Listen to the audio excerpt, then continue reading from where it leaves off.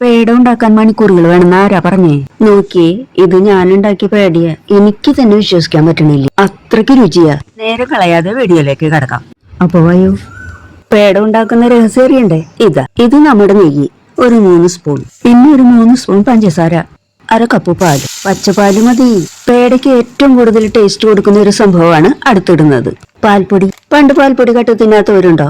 ഉണ്ടെങ്കിൽ കമന്റ് ചെയ്തോളോ. ഒരു കാര്യം ശ്രദ്ധിക്കണേ, കട്ട കെട്ടാതെ സാവധാനം ഇളക്കുക. ഒരു നുള്ളു ഉപ്പ്, ചെറിയ ഫ്ലെയിമിൽ വെക്കുക. തീ കൂടിയാല് പേട കരിയും. ഇതൊന്നും ശ്രദ്ധിച്ചില്ലെങ്കിൽ പേട ഹാർഡായി പോവും. ഇളക്കി ഇളക്കി കൈവേദനിക്കുന്നുണ്ടെങ്കിലേ വീട്ടിലാരെങ്കിലും കൂട്ടിന് വിളിച്ചോ.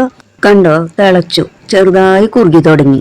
അതെ, ഡയറ്റൊക്കെ നാളേക്ക് മാറ്റിയേക്കാം. ഇന്ന് തൽക്കാലം ഈ മധുരം ഉണ്ടാക്കി കഴിക്കാമേ. കടയിൽ നിന്ന് വാങ്ങി കഴിക്കുമ്പോ അതിൽ എന്തൊക്കെ ചേർക്കണമെന്ന് നമുക്കറിയൂ.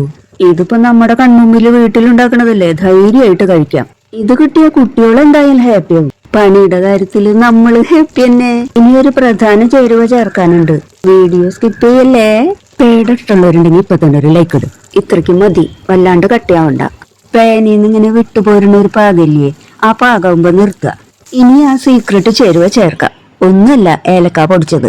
ഇതിനു പകരം കുങ്കുമപ്പൂവ് ചേർക്കാട്ടോ. ഇനി ഒരു ചെറു ചൂട്ടോടെ നമുക്ക് കുഴച്ചെടുക്കാം. എന്താ ഒരു മണം, പകുതി വയറപ്പ തന്നെ നിറയും. ചൂടോട് കൂടി ആരും കുഴക്കാൻ പോവല്ലേ, കൈ പൊള്ളി പോവും. നന്നായി കുഴച്ചെടുത്തു. ഇനി ചെറിയ ചെറിയ ബോൾസ് ആക്കി എടുക്കാം. ഇനി ഒരു ചെറിയ ടിപ്പ്, കയ്യിൽ അല്പം നെയ്യ് തടവിട്ട് ബോൾസ് ആക്കിക്കോളോ. ഒരു തവണ കണ്ടാൽ ഇത് ആർക്കും ഉണ്ടാക്കാം. പാചകത്തില് തുടക്കക്കാരായ കുട്ടികളില്ലേ, അവർക്ക് വരെ ഇതുണ്ടാക്കാം. മക്കളെ, ഒരു പ്രാവശ്യമെങ്കിലും ഇത് ഉണ്ടാക്കിക്കോളൂ കേട്ടാ. ഇതിന്റെ ഷേപ്പൊക്കെ നമ്മുടെ ഇഷ്ടത്തിന് ചെയ്യാം. അടുത്ത ദീപാവലിക്ക് കടയിലേക്ക് മധുരം മേടിക്കാൻ പോവാതെ നിങ്ങൾ അടുക്കളയിലേക്ക് ഓടും. കുറച്ച് പാൽപ്പൊടി ഉണ്ടെങ്കിൽ ഈ പേട ഉണ്ടാക്കി കുട്ടികൾക്ക് കൊടുക്കാം. ഒരു ഗസ്റ്റ് വന്നാലും കൊടുക്കാം. പിന്നെ നോമ്പ് തുറ പലഹാരമായിട്ടും ഇത് ഉപയോഗിക്കാം. ഒരു പ്രാവശ്യം ഉണ്ടാക്കി നോക്ക്. ഇപ്പൊ എല്ലാം ഉരുട്ടിയെടുത്തിട്ടുണ്ട്. ഇനി ഇതിന്റെയൊക്കെ നെറുകിലായിട്ട് ഓരോ പിസ്ത വെച്ച് കൊടുക്കാം. പിസ്ത തന്നെ വേണമെന്നൊന്നുമില്ല, കാഷ്യൂനട്ട് വെക്കാം, ബദാം വെക്കാം, ഇഷ്ടമുള്ളത് വെച്ച് കൊടുക്കാം. ഞാനിപ്പോ എല്ലാത്തിന്റെ മുകളിലും പിസ്തയും നടുവിൽ മാത്രം കാഷ്യൂനട്ടും വെച്ച് കൊടുത്തിട്ടുണ്ട്. അണ്ടിപ്പരിപ്പ് മാറ്റി ഞാൻ ബദാമാക്കി കളർഫുൾ ആക്കിയതാ. ഒന്ന് നോക്കിയേ, കൊതിയാവണില്ലേ? എന്ത് സോഫ്റ്റ് ആണെന്ന് അറിയോ? അടുക്കളയിൽ ഓടിപ്പോയിട്ട് ഇപ്പൊ തന്നെ ഒന്ന് പരീക്ഷിച്ച് എന്നിട്ട് അതിന്റെ ഫോട്ടോ എനിക്ക് അയച്ചു തായോ.